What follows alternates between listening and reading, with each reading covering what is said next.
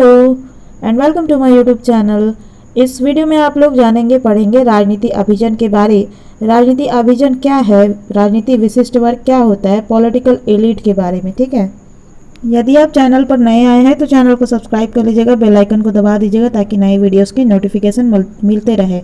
और इससे पहले के जो वीडियोस अपलोड हुए हैं पॉलिटिकल साइंस के, उसका लिंक आपको मिल जाएगा डिस्क्रिप्शन में और कमेंट बॉक्स पे भी, आप चाहे तो जाकर देख सकते हैं। तो चलिए जानते हैं पॉलिटिकल एलिट क्या होता है, राजनीति अभिजन क्या होता है। ठीक है, सर्वाधिकारवादी, कुलीन तंत्रीय, वर्गवादी और इस श्रेणी की अन्य राज व्यवस्थाएं तो मानव मात्र की असमानता पर ही आधारित है, किंतु लोकतंत्रीय राज व्यवस्था को मानव मात्र की समानता पर आधारित समझा जाता है। किंतु वस्तुतः यह स्थिति सिद्धांत में ही है, व्यवहार में नहीं। किसी भी राज व्यवस्था में सभी व्यक्तियों के समान प्रभाव और महत्व की बात केवल शब्दों में ही हो सकती है, व्यवहार में नहीं। यदि हम यूनानी गणराज्यों की प्रत्यक्ष लोकतंत्रीय राज व्यवस्था को भी ले तो उसमें भी व्यक्ति अन्य व्यक्तियों की अपेक्षा अधिक प्रभावशाली होते थे, जो अपनी बात को अन्य की अपेक्षा प्रभावपूर्ण ढंग से कह सकते थे और जिनकी योग्यता, बुद्धि, वंश, आर्थिक तथा सैनिक शक्ति की अन्य व्यक्तियों पर धाक होती थी। आज जब हमने प्रत्यक्ष लोकतंत्र को छोड़कर प्रतिनिध्यात्मक लोकतंत्रीय व्यवस्था को अपना लिया है तो स्वाभाविक रूप से राजनीति में कुछ की भूमिका अधिक महत्वपूर्ण और कुछ की कम महत्वपूर्ण हो जाती है। कुछ व्यक्तियों का कार्य वर्षों में एक बार मतपत्र का प्रयोग करने से ही समाप्त हो जाता है और कुछ व्यक्ति इसके अलावा उम्मीदवारों और राजनीतिक दलों के प्रत्यक्ष अथवा परोक्ष एजेंट के रूप में भी कार्य करते हैं और अन्य कुछ व्यक्ति स्वयं सत्ता के आकांक्षी होते हुए सर्वाधिक महत्वपूर्ण भूमिका अदा करते हैं। राजनीति के अंतर्गत जिन्हें सबसे अधिक महत्वपूर्ण स्थिति प्राप्त होती है वे ही राजनीतिक अभिजन है। यदि हम राजनीतिक स्थिति और राजनीतिक प्रक्रियाओं को सही रूप में समझना चाहते हैं तो इन राजनीतिक अभिजन का अध्ययन बहुत अधिक महत्वपूर्ण हो जाता है, क्योंकि ये ही तो वे व्यक्ति हैं जिनके द्वारा राजनीतिक प्रक्रियाओं को संपादित किया जाता है। अभिजन के एक प्रमुख अध्ययनकर्ता हेराल्ड डी लासवेल इस अध्ययन के महत्व के संबंध में लिखते हैं कि इस समय तक इस विचार को सर्वत्र मान्यता प्राप्त हो गई कि राजनीतिक प्रक्रियाओं की सभी गंभीर गवेषणाओं में शक्ति अभिजन का व्यापक अध्ययन अवश्यंभावी है। यदि हम परिवर्तन की गति को समझने के लिए भूतकाल का अध्ययन करते हैं तो अभिजन से संबंधित सामग्री की अवहेलना अविचारणीय है। यदि हमारा प्रमुख उद्देश्य शक्ति संघर्ष के मुख्य तत्वों को सामने रखना है तो अभिजन के अध्ययन को टाला ही नहीं जा सकता। यदि कोई अध्ययनकर्ता राजनीतिक मुठभेड़ों के स्थान और गति का मूल्यांकन करने के लिए भविष्य की ओर देखता है तो उसे अभिजन संबंधी सामग्री के महत्व को समझना ही होगा। अभिजन की धारणा का विकास और व्याख्या, evolution of the concept of elite and its meaning.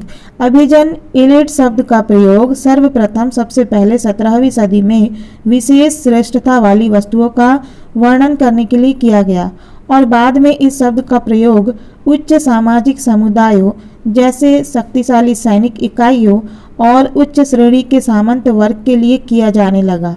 Oxford English शब्दकोश में इस शब्द का प्रथम प्रयोग 1823 ईस्वी में हुआ, लेकिन इस शब्द का ब्रिटेन और अमेरिका में अधिक प्रयोग 1930 के बाद ही किया गया, जबकि विल्फ्रेड पैरेटो द्वारा प्रतिपादित समाजशास्त्री सिद्धांतों में अभिजन के विचार का अधिक से अधिक प्रसार हुआ।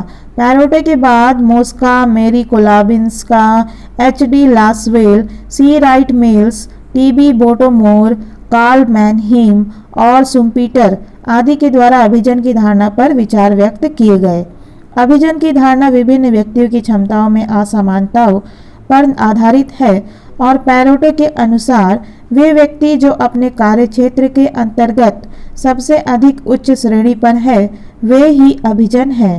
पैरेटो प्राकृतिक मानवीय असमानताओं के आधार पर मानव समाज को दो वर्गों में बांटता है, अभिजन तथा अभिजनेतर अभिजन को उसने पुनः दो भागों में विभाजित किया है, शासक अभिजन गवर्निंग एलिट और अशासक अभिजन नॉन गवर्निंग एलिट। यह विभाजन उसने बुद्धि, संगीत आदि विषयों के प्रति अभिरुचि, चरित्र, सामाजिक एवं राजनीतिक प्रभाव की शक्ति आदि विषयों पर किया है। पैरेटो कट्टर अभिजनवादी एलिटिस्ट था और वह अभिजन वर्ग का अस्तित्व सामाजिक संतुलन को बनाए रखने के लिए आवश्यक मानता था। पैरेटो के समस्त विचार का केंद्र बिंदु शासक अभिजन ही है। मोस्का ने अभिजन तथा अभिजनेतर जनता के मध्य सुव्यवस्थित संबंध स्थापित करते हुए एक नवीन राजनीतिक धारणा के प्रतिपादन का प्रयत्न किया। उसने समाज के दो वर्ग बतलाए, शासक वर्ग यानी रूलिंग क्लास और शासित वर्ग। शासक वर्ग संख्या में कम, अपेक्षाकृत श्रेष्ठ, संगठित तथा अपने गुणों के कारण समाज द्वारा सम्मानित होता है। यह स्वयं अनेक सामाजिक समूहों से निर्मित होता है। उसने अपने शासक वर्ग को शासक अभिजन या राजनीतिक वर्ग कहा है। इसके अंतर्गत वे व्यक्ति होते हैं, यानी शासक अभिजन के अंतर्गत वे व्यक्ति होते हैं जो राजनीतिक आदेश के पद को धारण करते हैं और या जो प्रत्यक्ष रूप से राजनीतिक निर्णयों को प्रभावित करते हैं। इस विशिष्ट वर्ग की सदस्यता समय समय पर बदलती रहती है। समाज के निम्न वर्गों से नवीन व्यक्ति इसमें सम्मिलित होते रहते हैं और कभी-कभी विद्यमान विशिष्ट वर्ग से स्थान पर क्रांति के माध्यम से पूर्णतया एक नवीन विशिष्ट वर्ग आ जाता है। मोस्का ने शासक वर्ग से अधिक व्यापक उपशासक वर्गों के साथ संबंधों पर प्रकाश डाला है, जिसमें नवीन मध्यम वर्ग के सभी सदस्य, सरकारी कर्मचारी, वैज्ञानिक, अभियंता और बुद्धिजीवी आदि आ जाते हैं। इस दृष्टि से मोस्का की शासक अभिजन की धारणा पैरेटो की तुलना में व्यापक लेकिन साथ ही कुछ अस्पष्ट भी है। पैरेटो और मोस्का की धारणा में एक अंतर अभिजन और प्रजातंत्र के पारस्परिक संबंध के विषय में है। पैरेटो का विचार है कि प्रत्येक समाज के शासक और शासित दो अलग वर्ग होते हैं और वह इस बात को अस्वीकार करता है कि इस दृष्टि से प्रजातंत्रीय राज्य व्यवस्था अन्य राज्य व्यवस्थाओं से भिन्न होती है। मोस्का का विचार है कि इस दृष्टि से प्रजातंत्रीय राज्य व्यवस्था अन्य व्यवस्थाओं से भिन्न होती है क्योंकि प्रजातंत्र में शासन अल्पसंख्यक और शेष समाज के बीच क्रिया प्रतिक्रिया होती रहती है। अभिजन के संबंध में आगे जो अध्ययन किए गए हैं उनमें एच.डी. लासवेल का अध्ययन निश्चित रूप से बहुत अधिक महत्वपूर्ण है। लासवेल पैरेटो और मोस्का विशेष रूप से मोस्का का अनुगमन करता है। लासवेल लिखता है कि एक राजनीतिक व्यवस्था के अंतर्गत शक्ति को धारण करने वाला वर्ग ही राजनीतिक अभिजन होता है। शक्ति धारण करने वाले वर्ग में नेतृत्व करने वाला वर्ग तथा वह सामाजिक समुदाय आते हैं जिसमें से यह वर्ग आता है, जिसके प्रति एक निर्दिष्ट समय में यह उत्तरदायी होता है। इस प्रकार लासवेल ने राजनीतिक अभिजन को अन्य अभिजन वर्गों से अलग किया है जो शक्ति के प्रयोग से घनिष्ठ रूप में संबंधित नहीं है, यद्यपि उनका पर्याप्त सामाजिक प्रभाव हो सकता है। राजनीतिक वर्ग यानी पॉलिटिकल क्लास राजनीतिक अभिजन यानी पॉलिटिकल एलिट्स से अधिक व्यापक है क्योंकि उसमें राजनीतिक अभिजन, राजनीतिक प्रति अभिजन, काउंटर एलिट और सामाजिक हितों, वर्गों या व्यापार समूह के प्रतिनिधि, राजनीति में सक्रिय बुद्धिजीवी आदि भी शामिल होते हैं। ये सभी राजनीतिक सहयोग, प्रतिद्वंदिता या राजनीति में या प्रतियोगिता में भाग लेते हैं। इनमें से राजनीतिक अभिजन वह समूह होता है जो एक विशेष समय पर शक्ति का वास्तविक रूप में प्रयोग करता है। इस वर्ग को पहचानना सरल होता है।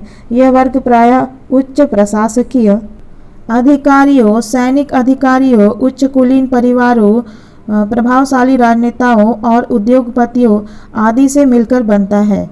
अभिजन के अन्य प्रमुख लेखक सी. राइट मिल्स ने शासक वर्ग शब्द को उचित न मानकर उनके स्थान पर शक्ति अभिजन पावर एलिट शब्द का प्रयोग किया है। वह शक्ति शब्द में आर्थिक, राजनीतिक, सैनिक धारणाओं को मिलाकर शक्ति अभिजन शब्द गढ़ता है। यह वर्ग सामाजिक दृष्टि से उच्च स्तरीय, सामंजस्यपूर्ण, एकता युक्त तथा लोक नियंत्रण को अस्वीकार करने वाला होता है। वह लिखता है कि हम शक्ति की व्याख्या शक्ति के साधन के रूप में कर सकते हैं। शक्ति अभिजन वे है जो आदेश देने वाले पदों को धारण करते हैं। अभिजन की धारणा का कुछ और विस्तार से प्रतिपादन टी.बी. बोटोमोर के द्वारा किया गया है। बोटोमोर के अनुसार अभिजन या शासक वर्ग की अवधारणा ऐतिहासिक परिस्थितियों में सामंतवाद के अंत तथा आधुनिक पूंजीवाद की प्रारंभिक देन है।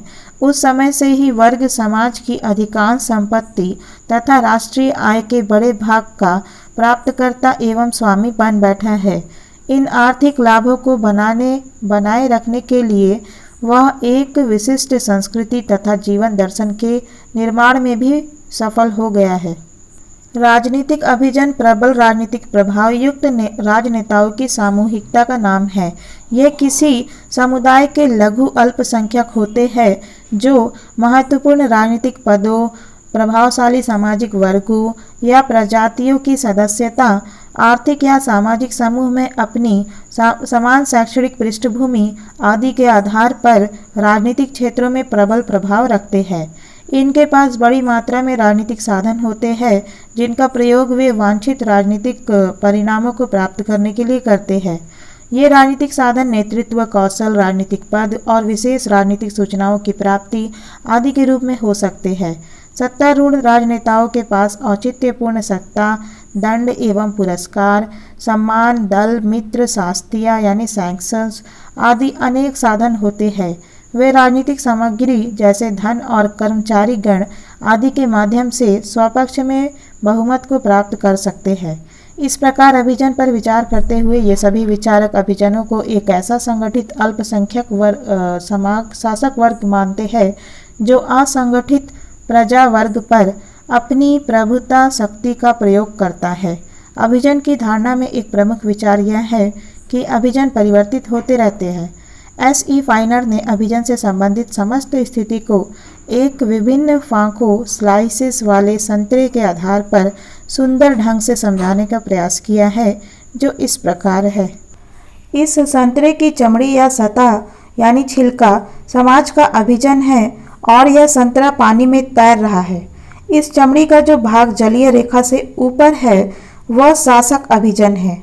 इस भाग के खंड समाज के उन समुदायों का प्रतिनिधित्व करते हैं जो नेतृत्व में प्रतियोगिता में सफल रहे हैं और जिनके द्वारा सरकारी पद प्राप्त कर लिए गए हैं।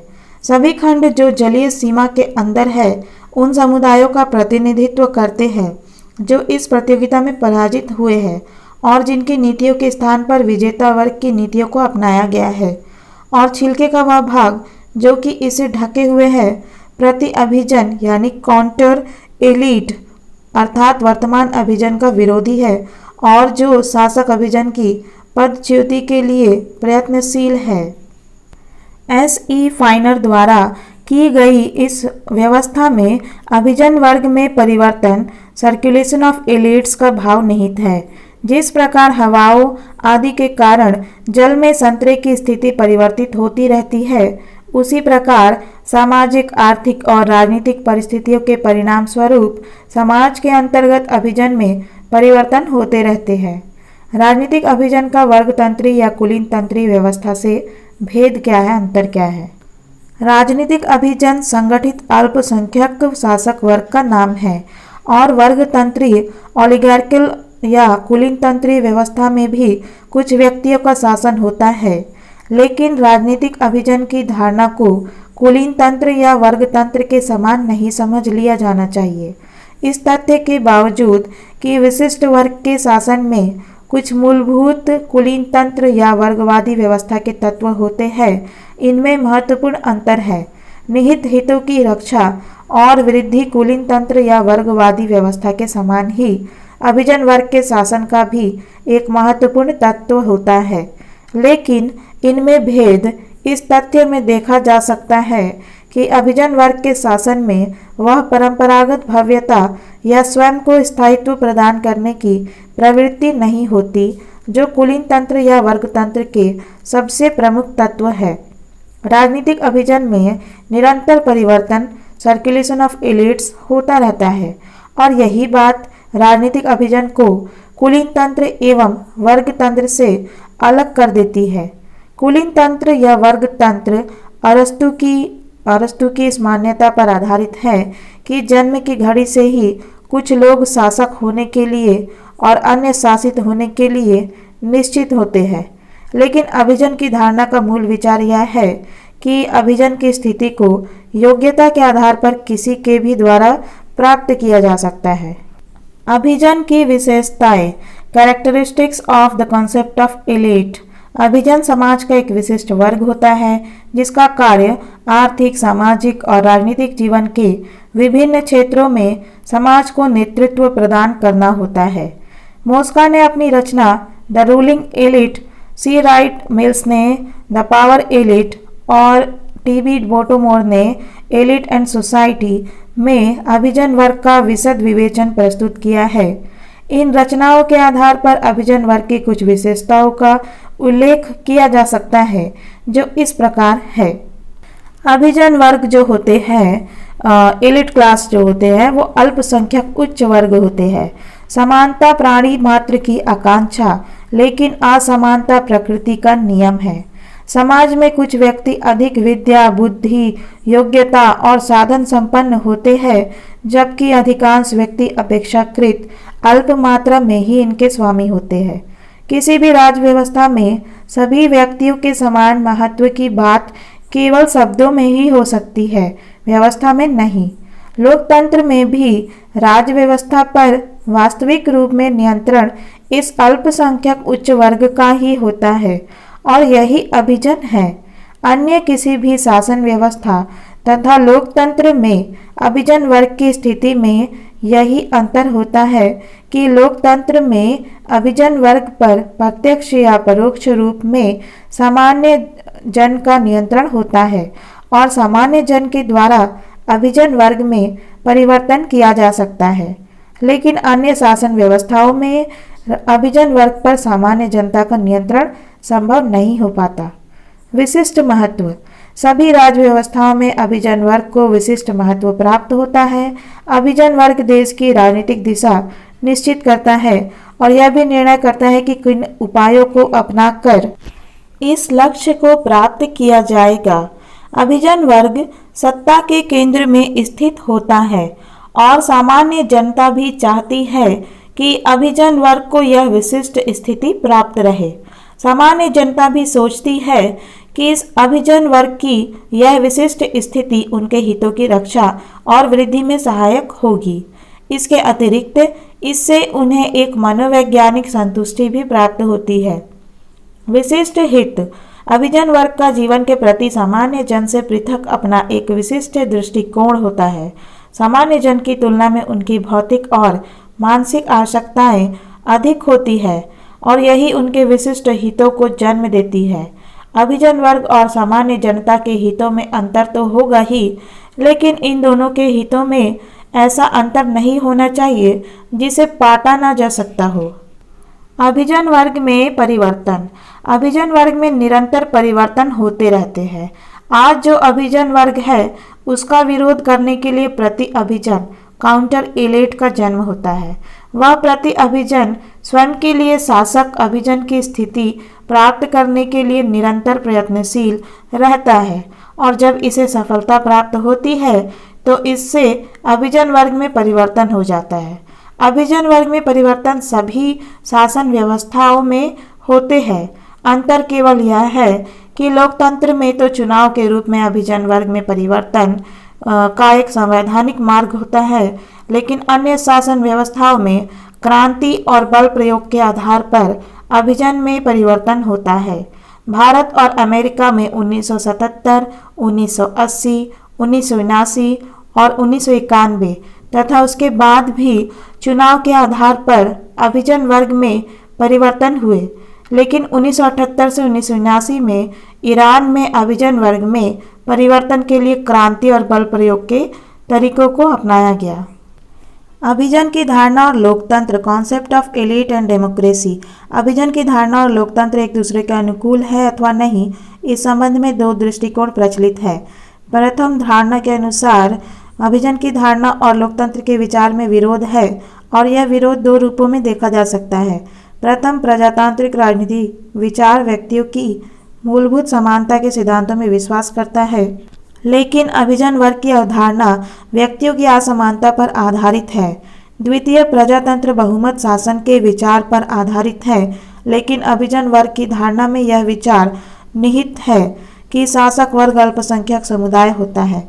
इन्हीं आधारों पर अभिजन वर्ग की धारणा के प्रारंभिक प्रतिपादक कार्यालय और नीत्शे प्रजातंत्र की धारणा के विरोधी थे और मोस्का भी प्रारंभ में प्रजातंत्र का समर्थक नहीं था। उसकी विचारधारा में तो आगे चलकर परिवर्तन हुआ। बॉटोमोर भी समानता का प्रबल समर्थक है और इसी आधार पर वह अभिजन वर्ग की धारणा को लोकतंत्र के विरुद्ध मानता है। द्वितीय धारणा के अनुसार प्रजातंत्र और अभिजन वर्ग की धारणा में परस्पर कोई विरोध नहीं है। वस्तु स्थिति भी यही है कि इसमें पारस्परिक विरोध उतना नहीं है जितना कि सतही तौर पर दिखाई देता है। प्रजातंत्र को सिद्धांत के रूप में भले ही समस्त जनता का शासन या बहुमत का शासन कहा जाए, लेकिन व्यवहार में होता है कि समाज के अंतर्गत शक्ति के स्थान सिद्धांत रूप में प्रत्येक के लिए खुले रहते हैं। शक्ति प्राप्त करने के लिए प्रतियोगिता होती रहती है और शक्ति के धारक निर्वाचकों के प्रति उत्तरदायी होते हैं। शुम्पीटर और कार्ल मैनहीम आदि के द्वारा प्रजातंत्र की इस धारणा को अपनाया गया है और अंत में वे इस निष्कर्ष पर पहुंचते हैं कि राजनीतिक प्रजातंत्र का अभिजन वर्ग की धारणा के साथ कोई विरोध नहीं है। कार्ल मैनहीम लिखते हैं, वास्तविक नीति का निर्धारण अभिजनों के हाथ में होता है, लेकिन इसका मतलब यह नहीं है कि समाज लोकतांत्रिक नहीं है। मिचेल्स भी राजनीतिक अभिजन और प्रजातंत्र में परस्पर कोई विरोध नहीं देखता है। उसका कथन है कि लोकतंत्र और सर्वाधिकारवाद में अंतर बहुमत शासन और अल्पसंख्यक वर्ग के शासन के रूप में ही नहीं है। इनमें अंतर यह है कि सर्वाधिकारवादी व्यवस्था में अल्पसंख्यक वर्ग निरंकुश रूप में शासन करता है, लेकिन लोकतंत्र में बहुमत द्वारा इस शासक वर्ग को पदच्युत किया जा सकता है या बहुमत के हित में निर्णय लेने के लिए बाध्य किया जा सकता है। इस प्रकार अवसरों की समानता तथा खुली प्रतियोगिता के आधार पर ये विचारक अभिजन वर्ग का लोकतंत्र के साथ तालमेल स्थापित करते हैं। इसके अतिरिक्त यदि प्रजातंत्र को एक राजनीतिक व्यवस्था से अधिक एक समाज व्यवस्था के रूप में समझा जाता है, तो भी इसका अभिजन की धारणा से कोई विरोध नहीं है, क्योंकि लोकतांत्रिक समाज की जो मूल धारणा समानता है, उसकी व्याख्या अवसर की समानता के रूप में की जा सकती है। बोटोमोर के द्वारा अपनी समानतावादी विचारधारा के आधार पर लोकतंत्र में अभिजन की धारणा का जो विरोध किया गया है, वह एक बौद्धिक स्थिति का मात्र ही है, व्यवहारिक धारणा नहीं। उनकी समानता की अवधारणा तो प्रजातंत्र को असंभव बना देगी। पूर्ण समानता की धारणा ना तो व्यवहारिक है और ना ही वांछनीय। मॉन्टेस्क्यू ने ठीक ही कहा है कि यदि असमानता से प्रजातंत्र भ्रष्ट हो जाता है, तो साथ ही अति समानता की भावना से भी वह नष्ट हो जाएगा।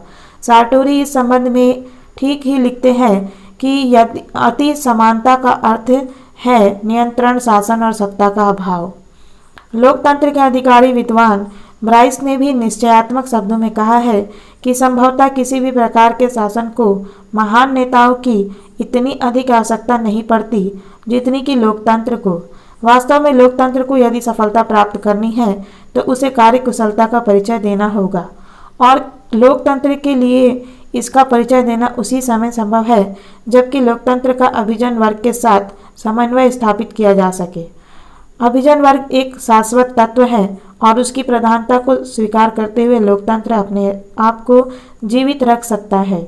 1971 में जब ब्रिटिश चांसलर लॉर्ड हेल्साम भारत आए, तब उन्होंने स्पष्टतया कहा था कि अभिजन की अवहेलना लोकतंत्र के लिए एक वास्तविक संकट है। न केवल अभिजन वर्ग की धारणा के लिए लोकतंत्र में स्थान है, बल्कि लोकतंत्र में अभिजन वर्ग की भूमिका महत्वपूर्ण है। अभिजन सिद्धांत और समाजवादी धारणा, विशेषतया खास तौर पर मार्क्सवादी धारणा concept of elite, Marxist approach. Pareto, Mosca, Max Weber और मिचेल्स आदि के द्वारा अभिजन वर्ग की जिस धारणा का प्रतिपादन किया गया है वो लोकतंत्र की सामान्य धारणा के विरुद्ध नहीं है। उनका मौलिक और मुख्य शत्रु तो समाजवाद, विशेषतः मार्क्सवादी समाजवाद है।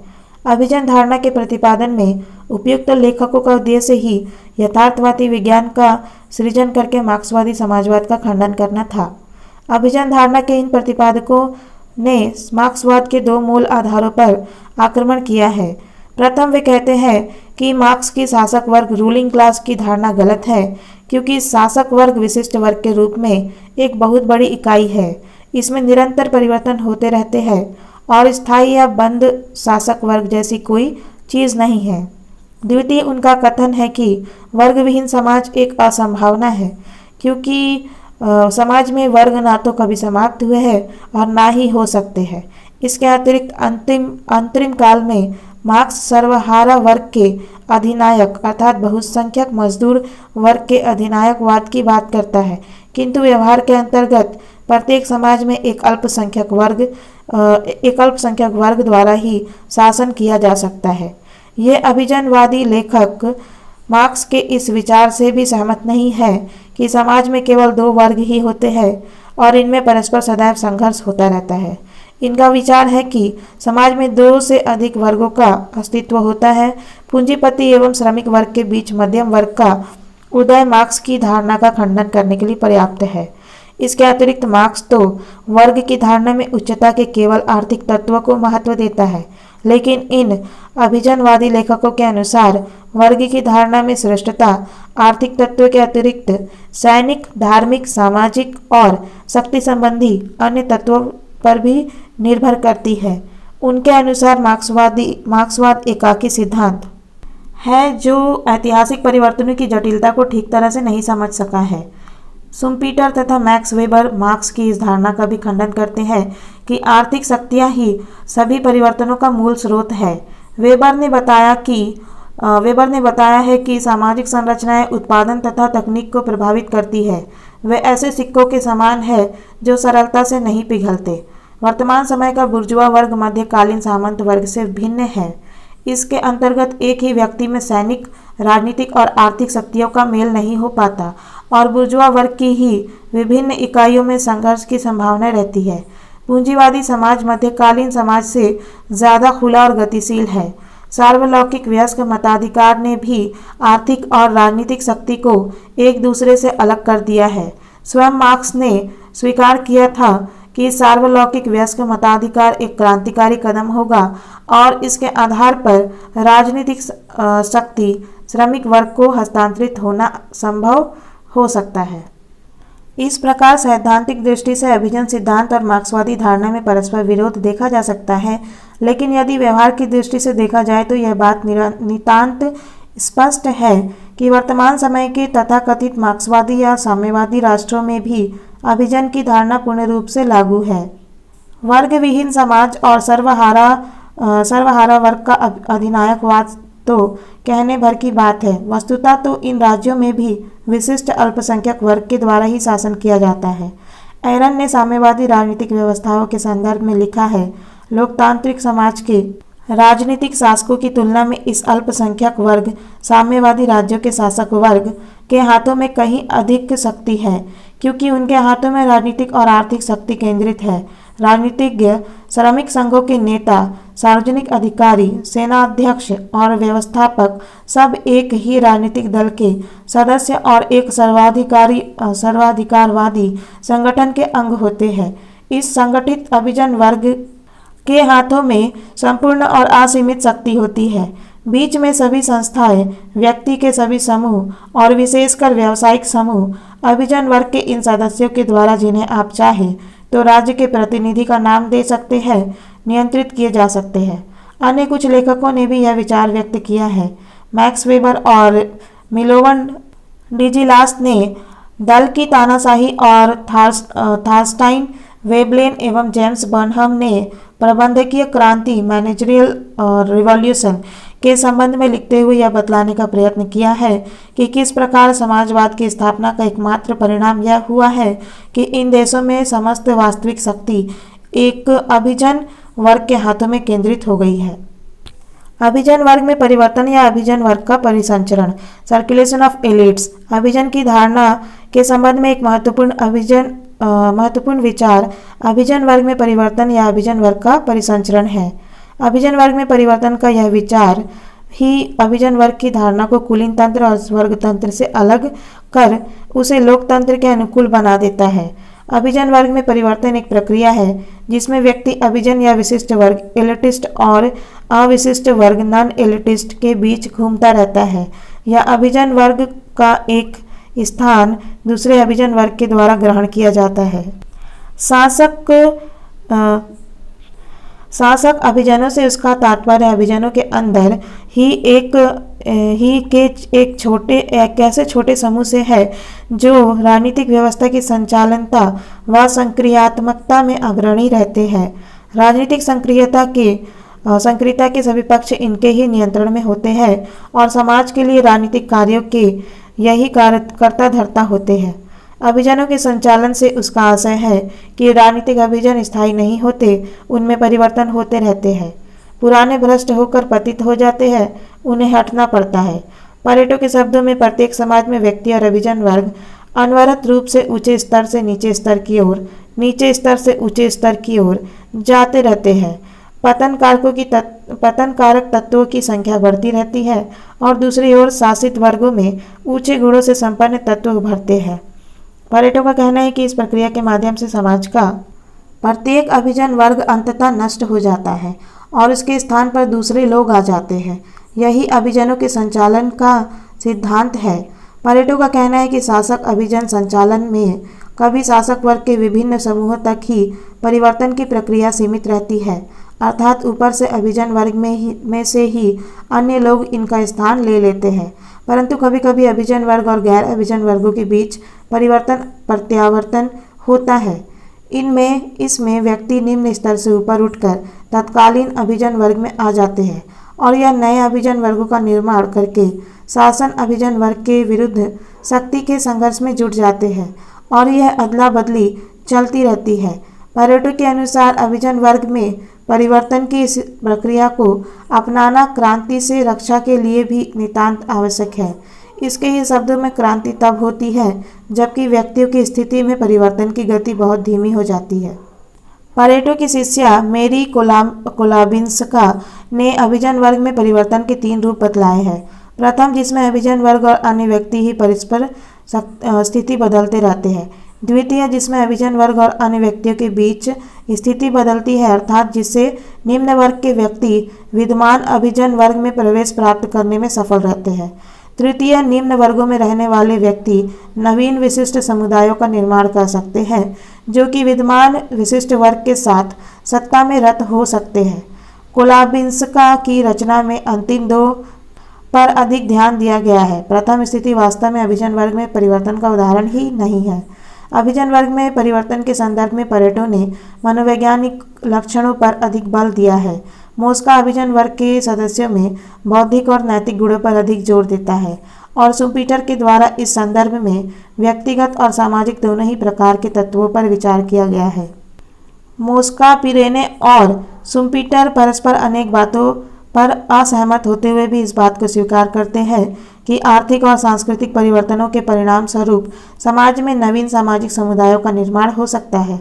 यह सामाजिक समुदाय समाज के लिए अपने कार्य का महत्व अधिक हो जाने के कारण अपने सामाजिक प्रभाव में वृद्धि कर सकते हैं और ये तत्व आगे चलकर राज्य व्यवस्था और समस्त सामाजिक ढांचे में परिवर्तन को संभव बनाते हैं।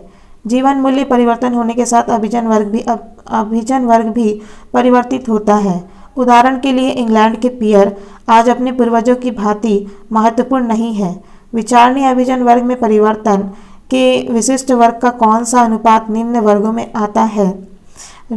में से आता है और कौन सा अनुपात अपनी स्थिति सुधारने में सफल होता है। जिस समाज के अंतर्गत यह परिवर्तन काफ़ी अधिक सीमा तक होता है उसे एक गतिशील समाज, मोबाइल सोसाइटी कहा जाता है। वर्तमान औद्योगिक समाज अन्य समाज व्यवस्थाओं की अपेक्षा अधिक गतिशील है। वास्तव में यह गतिशीलता ही उसे समाज की विपरीत परिस्थितियों में भी अपनी रक्षा करने की सामर्थ्य प्रदान करता है। आगे आप लोग पढ़ेंगे, जानेंगे अभिजन के लक्ष्य क्या है, अभिजन के कार्य क्या है, अभिजन की पद्धतियाँ क्या है।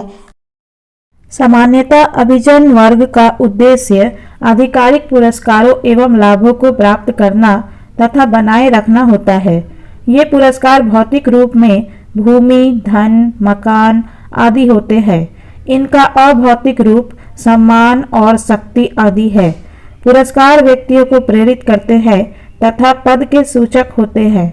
आधुनिक युग में इनका स्वरूप आय, लोकप्रियता, शक्ति और सत्ता में देखने को मिलता है।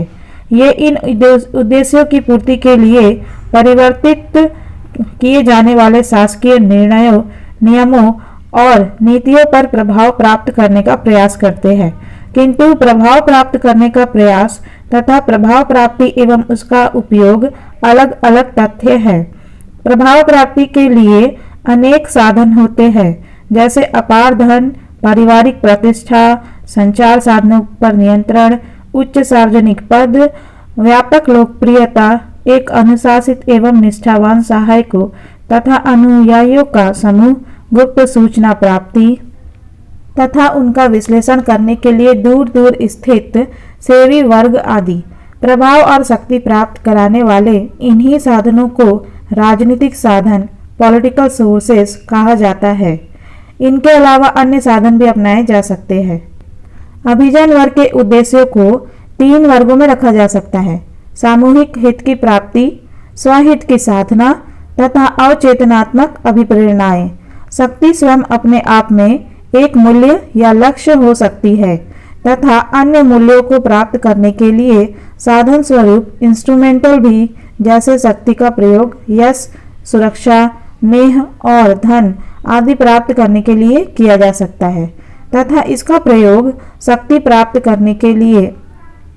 वास्तव में अभिजन वर्ग के लक्ष्यों का पता लगाना अनुभाविक शोध का विषय है और इस संबंध में राजविज्ञान में अभी बहुत कम कार्य ही हुआ है।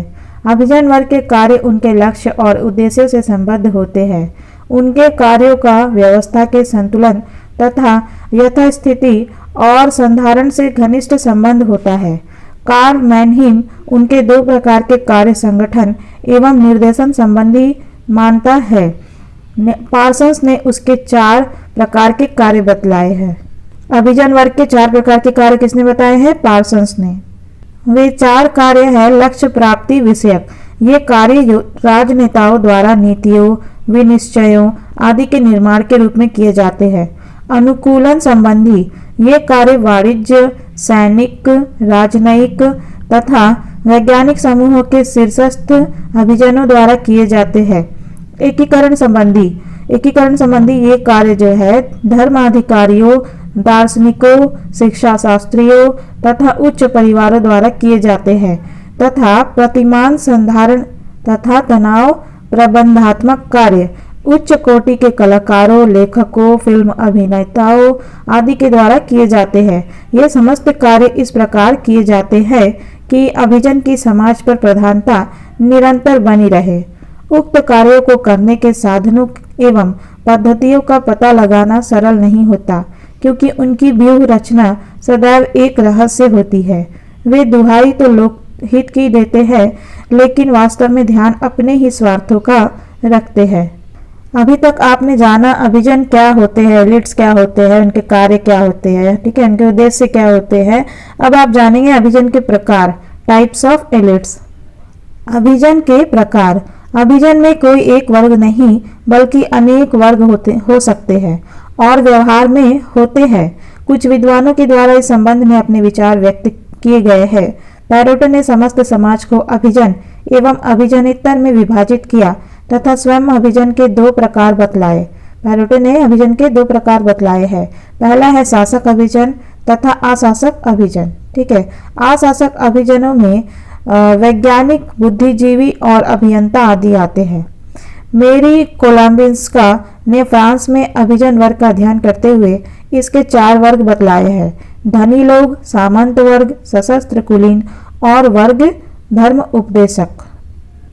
सी राइट मिल्स ने अमेरिका में 3 प्रमुख अभिजन वर्ग बतलाए हैं: निगमों के प्रधान, द कॉरपोरेशन हेड्स, राजनीतिक नेता और सैनिक प्रमुख, मिलिट्री चीफ्स मिल्स का विचार है कि ये तीनों इकाइयां एक ही विशिष्ट वर्ग का निर्माण करती है, क्योंकि ये तीनों समाज के उच्च वर्ग में से आते हैं।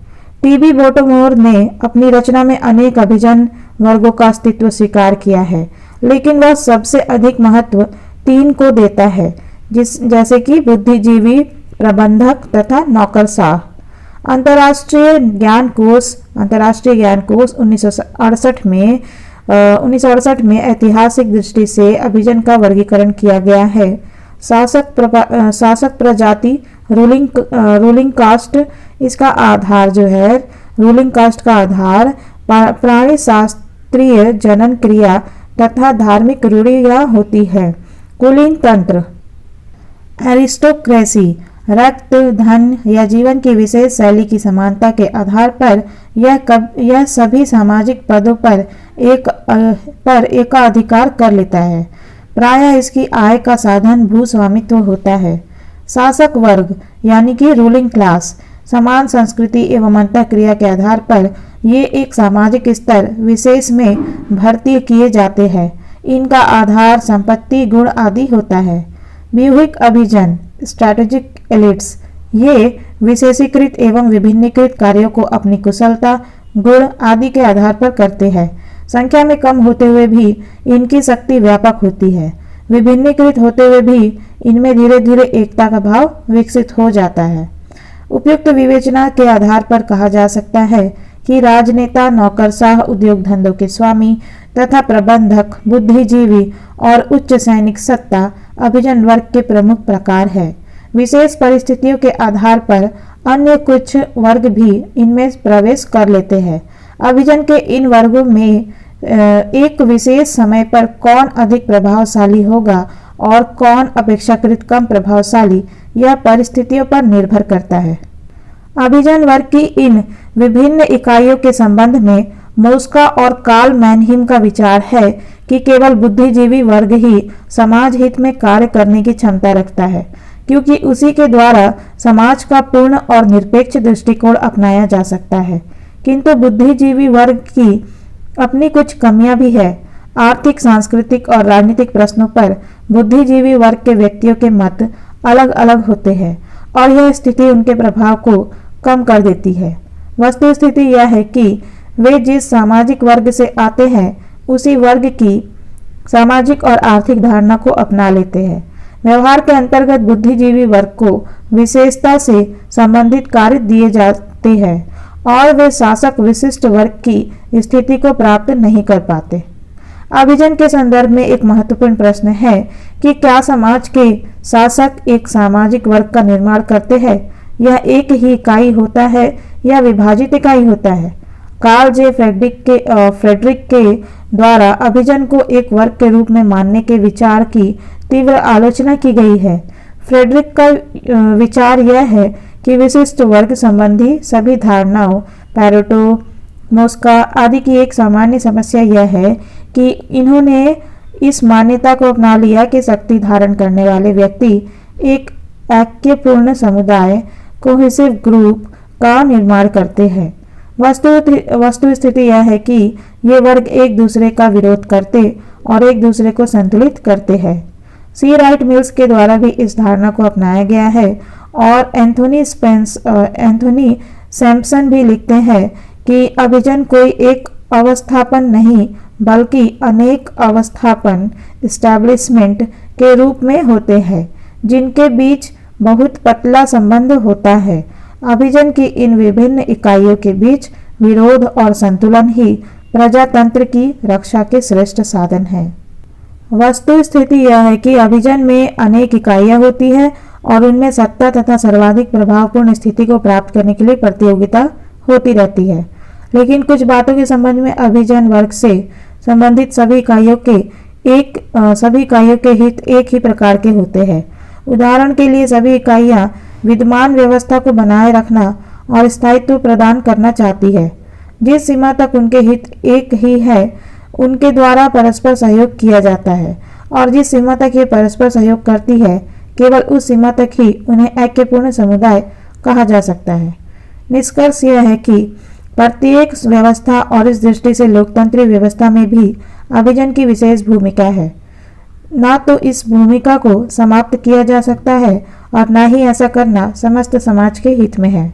अभिजन की यह भूमिका समस्त समाज के लिए कल्याणकारी हो सके, इसके लिए आवश्यक है कि इस भूमिका को एक नवीन दिशा प्रदान की जानी चाहिए।